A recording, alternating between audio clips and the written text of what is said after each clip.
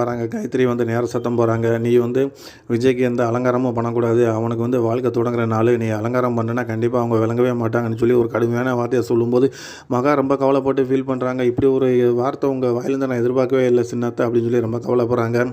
ஒரு பக்கம் ராஜலட்சுமி வந்து நம்ம சூர்யாட்ட நல்லபடியாக பூஜை முடிஞ்சு தம்பி, கண்டிப்பாக வந்து இதை வந்து நீ கலந்துக்கிட்டது தான் எனக்கு ரொம்ப சந்தோஷம் அப்படின்னு அவங்க சொல்லிடுறாங்க.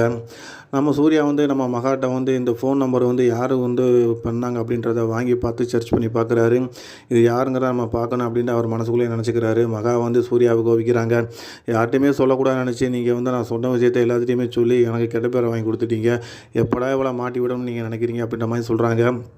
சூர்யா சங்கடப்பட்டு சொல்கிறாரு, அந்த சுச்சுவேஷனில் நான் சொல்ல தவிர வேறு வழியே இல்லை, நான் சொல்ல வேண்டியதாகி போச்சு. நீ என்னடா நீ தப்பாகவே புரிஞ்சுக்கிறேன், நான் உன்னை அந்த இடத்துல எவ்வளோ சப்போர்ட்டாக பேசுனேங்கிறது உனக்கு புரியல அப்படின்ற மாதிரி அவங்க சொல்கிறாங்க. அனாமிகாட்ட வந்து நம்ம சித்ரா தேவி நல்லா பிளான் பண்ணி நீயே மகாவை ஓட விட்ட அப்படின்ற மாதிரி சொல்லும்போது அனாமிகா அதை ஒத்துக்கலை. அப்போ சித்ரா தேவி என்ன இவ ஒத்துக்கிற மாட்டா, இவ தான் செஞ்சாங்கிற நம்மளுக்கு நல்லாவே தெரியுதில்ல, கண்டிப்பாக வந்து நீங்கள் நானும் ஒன்றா சேர்ந்து நம்ம மகா வெட்டுறதுக்கு ஒரு நல்ல பிளான் போடுவோம் அப்படின்ற மாதிரிலாம் அனாமிகிட்ட சொல்கிறாங்க. ஆனால் அனாமிகா என்ன பண்ணுறாங்கன்னா சித்ரா தேவி குணத்தறிஞ்சிட்டு நம்ம தனியாக தான் செய்யணும், ஏன்னா நாளைக்கு நம்மளவே இவங்க மாட்டி விட்டுருவாங்க அப்படிங்கிறத அவங்க புரிஞ்சுக்கிறாங்க.